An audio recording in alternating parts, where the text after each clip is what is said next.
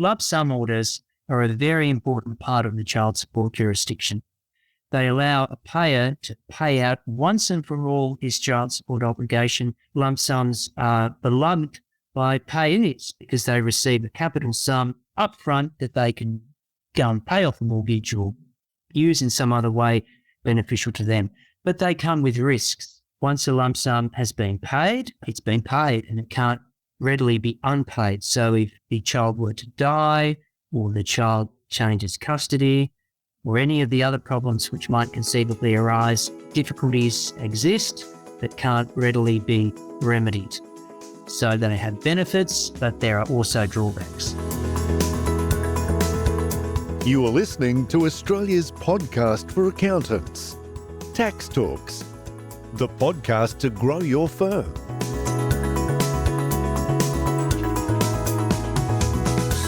Welcome to episode 391 of Tax Talks. This is Heide Robson, and thank you to DocuSign for sponsoring this episode.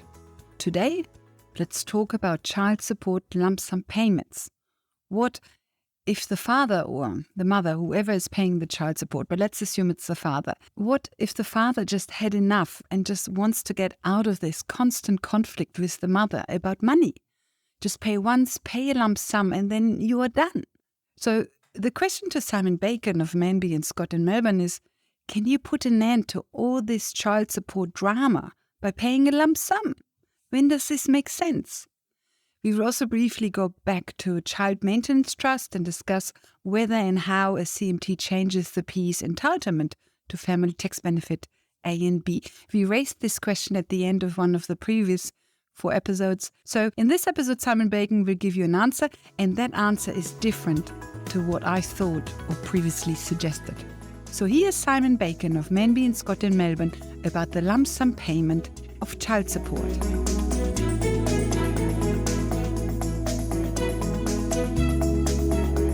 Lump sums can either be just an agreement between the parents without involvement from a court, or they can be set by a court, and a court, I assume, would only require a lump sum if the father has a very bad payment history and the court is basically fed up with this ongoing administrative burden and they just want to be done and dusted with it, and hence they just say, okay, you pay $50,000 and then we are done with you, correct? Correct, yes. Courts don't like to order child support be paid in that way because firstly, the payer has to find a capital sum, often not easy. Secondly, things change. So in your example, the payer may pay $50,000 and then the next day the child falls out with the mother and the child comes and lives with the father. We can't foresee the future. And so courts are reluctant to make these lump sum orders. But if there's been a particularly recalcitrant payer, the court will order it. Often the court will just order, say, a year's child support to be paid up front to give the payer a taste of what it might do if the payer doesn't start behaving, but still so much money hasn't been paid that if some unforeseen circumstance happens, people aren't too prejudiced. And so I can imagine most of the lump sum agreements will happen through an agreement without the court's involvement.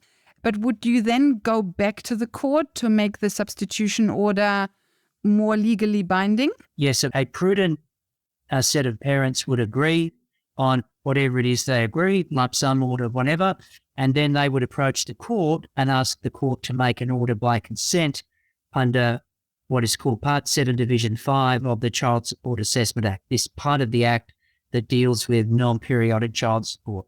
So the parties agree, they put their proposal to the judge who signs off on it, and then it's court order, and as much as it can be a family law, it's signed, sealed, and delivered. And have you seen it that parents agree on a lump sum, but only up to a certain age? So, for example, until the child is 15, and then when the child is 15, we see again where the child lives, because then the risk is really only about 3 years. Yes, that's one of the mechanisms that people use to overcome this uncertainty aspect. They limit it temporally. They limit it to a particular period of time. And it's very useful. But then, of course, when the child turns 15, the parents are back in court bickering with each other. It's hard to know what is the preferred outcome. When parents agree on a lump sum agreement, they can go through the court. Prudent parents would go through the court. If the father then doesn't pay the full amount or doesn't pay any of this lump sum, then the mother would have to go back to court, which is costly, correct? Well, a good lawyer acting for the mother would put in a self-executing aspect to those orders saying, if the father doesn't fully comply with his obligations here, these orders are null and void. So there wouldn't need to be a need to go back to court. But this is one of the issues with non-periodic child support. It's not able to be registered for collection with the child support agency, and the parties are left to themselves to do this stuff. One of the guiding principles of child support law is that the child support agency, which is actually Department of Human Services, was set up so as to free payees of the obligation to collect or administratively look after these child support situations. There was a government department set up to collect any money payable, and the hope was that that was going to ensure that payees got paid, and therefore the Commonwealth government wasn't required to pay out what used to be called single mother's pension. And when you move into lump sums and substitution orders, of course, the enforcement requirement shifts back to the payee, and often the payees don't have the energy or the money or the time, and problems can occur. If the father doesn't pay the lump sum and then hence the lawyer for the mother declares the agreement void, would the obligation then automatically turn back to a child support assessment? Would it automatically then go back to the child support agency? Yes, so in that form of words I used, that these orders are null and void if the father doesn't pay, the pre-existing situation would come back, which is probably an administrative assessment, periodic child support collected by the agency. But one would have to think that if the parties have agreed and then they went to the judge and the judge made the order, one would have to think that they would comply with that. When you think of the cases you work on, how often do you work on a lump sum? Is it 10%, 5%, 1%? Well, they're not very common. As I say, payees love them because payees get a capital sum that they can do things with. Payers are all very reluctant to pay money up front now, borrow the money off and pay the interest on the money, cross the fingers that nothing happens with the child. Payers don't like them. Now, you can factor those considerations in, the vicissitudes of life, and you can discount the lump sum payment to reflect these things. But then the mother starts to say, well, what's in this for me? Because this large payment I was going to get now has been discounted by net present value, and then all these other vicissitudes of life. So the upside of it is that I don't see many of them. When you do see one, how is the lump sum actually calculated? Do you just take the age of the child times 12, the remaining age of the child up to the 18th birthday times 12 to get the number of months, and then times monthly child support payments, and then you discount it to get to net present value? Is that roughly how you would calculate a lump sum? Well, the parties can calculate it any way they like. But yes, if I was acting for one of these parties, I'd start with how much is the payer paying now, try and anticipate what might happen in the future. The child's obviously going to become older, and therefore the child support assessment will go up. The payer probably will get pay rises, so the assessment will go up. Try and come to some vague notion of what an average payment would be, times that by how many years involved, and then you would have to discount that because money now is worth more than money in the future, so there'd be a net present value reduction to reflect that, and then you're going to have to reduce it further because of these vicissitudes of life. Mum might win Tats Lotto, the child might die, the child might come with the dad, so I'd probably knock an extra 10% off of that. And that's, the rough ballpark way of calculating these things. You already touched on this last week, I think, and that was that you said when we spoke about Elon Musk, and you said that a court can basically reopen anything, but they are unlikely to reopen it unless there's fraud or there is some harsh case of hardship or similar, correct? Correct. Courts like to create certainty, and they're going to be very reluctant to upset one of these things. Clearly, they will upset it if there's been fraud. If Elon Musk, in your example, in fact, wasn't bankrupt when he did this deal, he just made it look like he was bankrupt, or if there was undue influence, gun was held at the woman's head when she signed the papers, or something demonstrable like that, clearly is going to want the court to invoke its jurisdiction. But apart from that, there really has to be an egregious. The Act talks about exceptional circumstances having arisen since the order was made that causes the previous order to be unjust and inequitable. Good. So that means the lump sum, if they do agree on a lump sum, I understand it doesn't happen often, but if the parents do agree on a lump sum, then it means it creates certainty for both parties. It means the father can be certain that the mother won't find it easy to come back a few years later and demand more money. And the mother has relative certainty that the father won't come back in a few years and demand part of his money back. Correct, yes. Tricky question, just out of curiosity. When you pay a lump sum, you lose a little bit of leverage regarding contact hours with the child. Have you seen that quite often, that once the father has paid everything, that there's a lot less cooperation with respect to contact hours? Have you seen that? Well, firstly, it's important to note that child support and child contact are two completely different things. It's reprehensible if the parties start to bargain away these things. If you don't pay your child support, you're not going to see the child, that kind of thing. It's reprehensible and it shouldn't happen. But in fact, I see the opposite to what you're talking about. I see once the stress and the trauma and the anxiety and uncertainty of child support is lifted off everyone's shoulders, once dad has paid this money and it's all finished, then often the situation with access will improve. Because remember, most fathers get a discount if they see their child. And so it costs the mother to let the father see the child, in terms of child support anyway. That cost no longer exists because mum's got this big payment. In fact, for mum, it's good because she's got a free babysitter. And I often see situations improving, not getting worse. But yes, in theory, if you've got a particularly difficult set of parents, once one parent has been paid out, you could anticipate that custodial parent then enjoying a bit of fun with the other parent by stopping that other parent from having contact with the child. Reprehensible and improper, but yes, I'm sure it does happen. I see. But I think what you said before, that sounds very plausible, that once all this bickering over money and suspicion that the father does some funny business with his tax return and the father being anxious about what the mother is spending the money on, although that probably still exists. But I can imagine that once this bickering over money is removed, that the relationship between the parents actually could improve and become a lot more amicable. Yes, well, that is my experience. As I say, it costs the mother money to let the father see the child normally because of the way the child support formula works. That cost no longer exists. So for that reason alone, it's beneficial for the mother to encourage the father to have contact. But we're dealing with human beings here, and there are very strange, all sorts of people are motivated by all sorts of different reasons. Can I ask you something about tax eventually? And that is, I assume that, all child support payments are tax-free per section, or tax-exempt, I should say, per section 5150 of ITAA 97. I assume that also applies to lump sums, correct? Correct. Now, I am not a tax lawyer.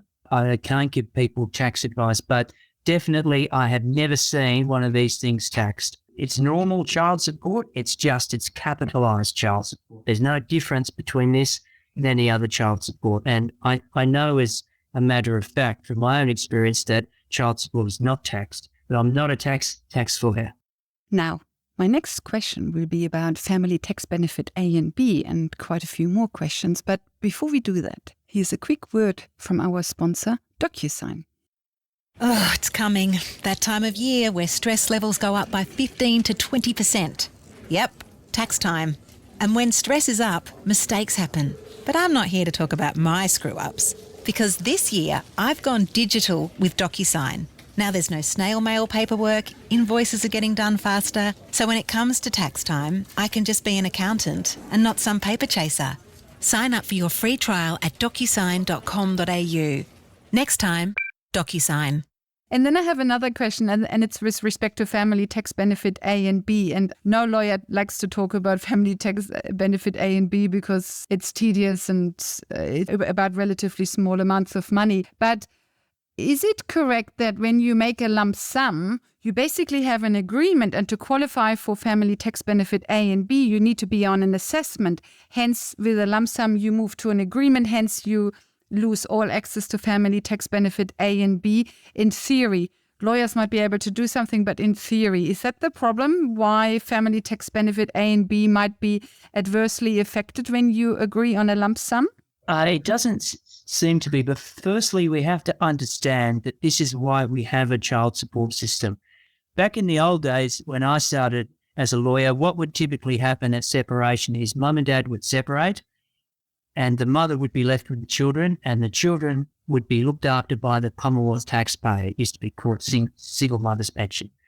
In 1989, Parliament decided we're not having this anymore. We're going to make men pay child support, and whatever child support they pay, it's going to reduce the amount of single mother's pension paid out to that particular mother. Now, the lump sums don't really change that situation, because when a lump sum is paid, the child support agency is advised of it, and the child support agency amortises that payment every year. Notional assessments get generated, and it's assumed that the mother is still receiving the same amount of child support that she would have been receiving had she not entered the lump sum. So the pension, FTA and B, it's now called, gets reduced accordingly. I see. Okay, good. So, for example, let's say, just very roughly, if the mother was receiving $50,000 lump sum and the child was 13, hence had still 5 years to go on child support, then the child support agency would say, okay, roughly you are getting $10,000 a year, and that's what we take into your calculation of whether you get a family tax benefit or not. Well, it's actually a little more complicated than that. What the agency does, regardless of any lump sum that's occurred, is they issue every year what's called a notional assessment. They know there isn't an assessment anymore needed because the parties have reached a lump sum payment, but they pretend that didn't occur, and they issue an assessment on what the child support would be had this lump sum not been paid. And the mother's FTA and B is reduced on that basis. I see. Okay, good. So if the mother received $10,000 so far a year, and now she actually receives a very, very generous payout, then that doesn't matter. It's the mother is still assessed on $10,000 a year. Yes, assessments would issue on the same basis as they always have done, based on mum's taxable income and dad's taxable income, the ages of children, how often they've seen kids. The assessment gets generated, that gets sent to Centrelink, and Centrelink, when it's determining the mother's FTA and B, will just assume that the mother's receiving that. But in reality, of course, she's received all her child support in one go, and she's paid off the mortgage. But the Commonwealth taxpayer is not going to be slugged more money just because the parents have agreed to receive it as a lump sum. The lump sum is kind of irrelevant for FTA and B purposes. Sorry, I have a criminal mind. So just in theory, if the parents were cooperating with each other, in theory, they could, for example, have a very low wage for the father, hence a relatively high family Tax benefit A and B, yes. Yes. And then the parents make an agreement with a very generous lump sum, but the mother is still assessed on this very low child support due to the father's low wage, and hence she would still receive a relatively high family tax benefit. I like the criminal mind idea. It works very, very, very well, yes. But there are problems with that. I mean, the father can't just determine a very low income. He has to file tax returns, and he has to convince the taxman that that is in fact his income. The agency, if it gets suspicious, can do what's called a RICA, which is an acronym, Registrar Initiated Change of Assessment. It can look beyond that. But in theory, what you say is right. If the parties colluded, kept their heads down in the trenches, and it all went through for a year or two, then they could carry out that machination. Yeah. For a lump sum, how easy is it to transfer super? So, for example, if the parents agree on a lump sum of $100,000 and then the dad throws another $50,000 super in, how easy is it to transfer this super? I assume it's relatively easy and it's tax exempt, correct?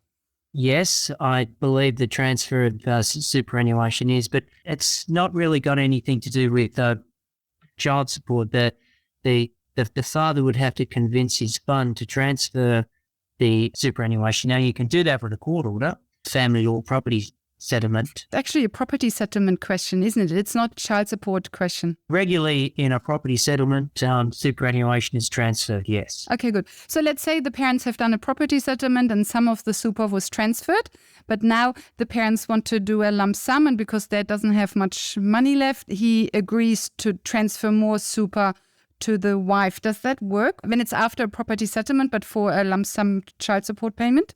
That's not a particularly attractive proposition to the wife, because she would have to wait until often she's turned 60 to get those funds, whereas the idea with a lump sum is to get a lump sum now. But yes, if the father has absolutely nothing else and perhaps the mother is close to retirement, it might be a bit more of an attractive proposition. So you would make a substitution order before the court, ordering the father transfer the super. The court would make a super transfer order as part of that, and the fund would just transfer the money across to the mother. It might be of interest when the mother is relatively well off, because, for example, she has a new partner who is well off and she is intent of taking the last cent out of the dad's coffins. Yes, so then it could work. Yes, it could. But if the parties were at that daggers drawn, then the father would oppose the making of a lump sum order, I imagine.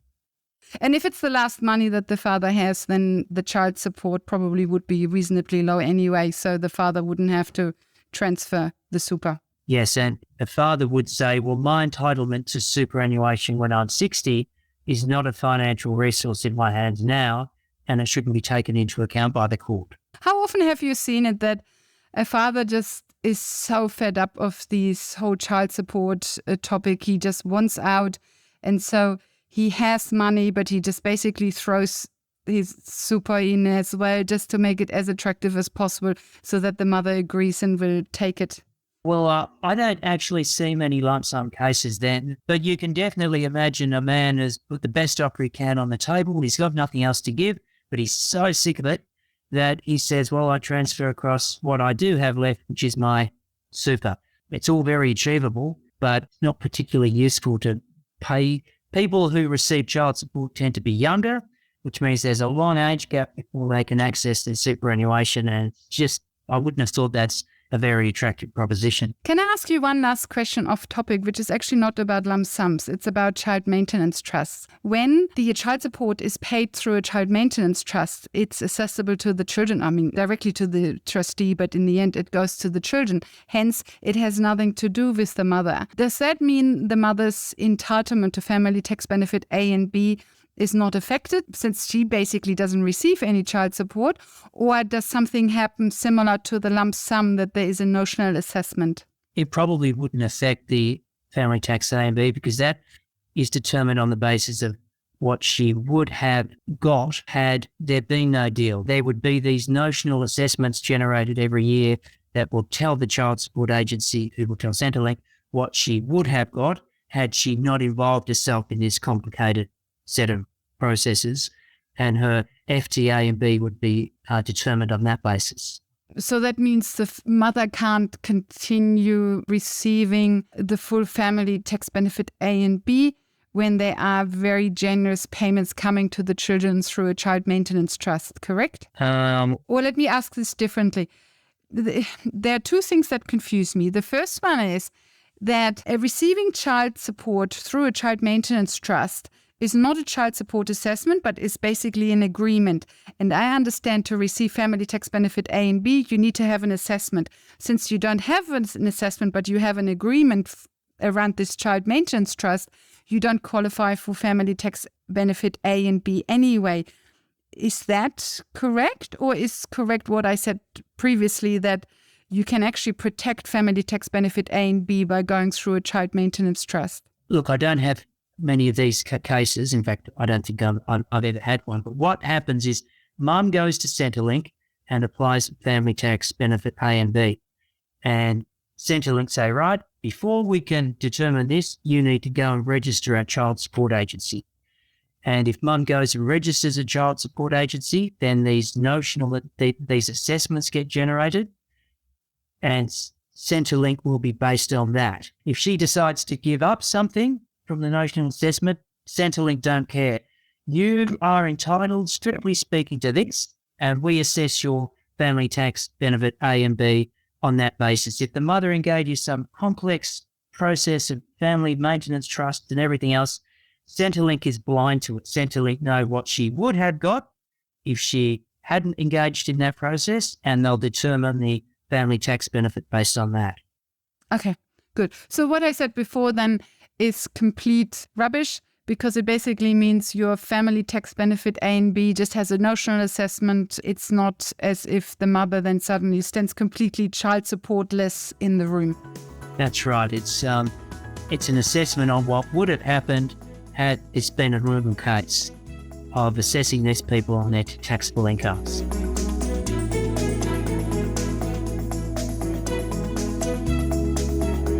Our joint client is a complete exception then, isn't it? Because he has spoken with you about a lump sum payment, correct? So that means he's a real exception then. Well, what we have to do in his case is we have to bring what's called a departure order before a court to reduce the amount of child support that he's paying. Okay, now, the exception to these Centrelink rules that I've just discussed is if a court makes an order. The parties can't agree to reduce the mother can't agree to reduce the child support, but if a court orders the child support gets reduced, that's different. Centrelink will say, well, court's made it and we're not going to interfere with the court. We are going to take the assessment on what the court has determined. What's the difference between a substitution order and a departure order? Well, a substitution order is about substituting a payment to a third party, a doctor or a dentist or school excursion, in place of payment of child support to the mother. A departure order is an order departing from the child support formula, increasing or decreasing the actual quantum to be paid in total. So a departure order determines the quantum of child support to be paid. A substitution order determines how it is to be paid, whether it's 100% to the mother or 80% to the mother and 20% to the doctor. It's arguing how it's distributed. It's not about the quantum involved. So that means when we do a lump sum, then you start with a departure order, and then do you still do a substitution order when it's basically just a lump sum of payment to the mother? So don't worry about medical bills, don't worry about school fees. It's just all going to the mother. So if we have a departure order for a lump sum payment, would we also have a substitution order or just a departure order? Well, that depends on the interactions with Centrelink. If Centrelink are involved, people want to engage in complicated processes to maximise their Centrelink payments. But strictly speaking, a lump sum payment is just capitalising a given amount of child support, discounting it by net present value and paying that. Okay, so a lump sum would usually just be a departure order, correct? No, a departure order is about changing the amount of child support to be paid on a periodic basis. A lump sum is trying to capitalise whatever that figure is into a one given payment to cover various years. So you're saying a lump sum is not a departure order, it would be a substitution order? Is that what you're saying? A lump sum is a species of substitution order under Part 7, Division 5 of the Child Support Assessment Act, whereas a departure order changing the amount to actually be paid is under Part 7, Division 4 of the Act. Okay, good. Off the record, I had to be a bit cagey with this stuff because this is my stock in trade.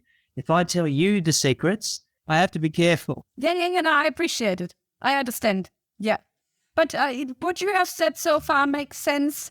Even without the secrets, correct? Yes, there's nothing I've said that's not right. But at the end, we are at the interface between me starting to tell your listeners how to manipulate the Centrelink system. So you know how when we spoke about your magic wand and you didn't want to mention trade secrets? That has to do with this fine line between departure order and substitution order. Is that it? Yes, it's about getting the balance right.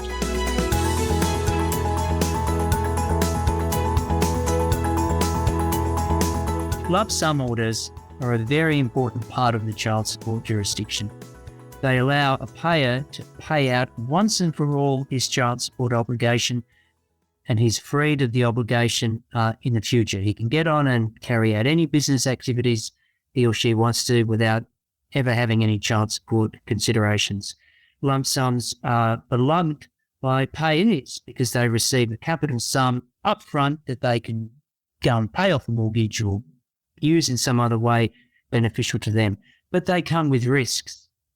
Once a lump sum has been paid, it's been paid and it can't readily be unpaid. So if the child were to die or the child changes custody or any of the other problems which might conceivably arise, difficulties exist that can't readily be remedied. So they have benefits, but there are also drawbacks.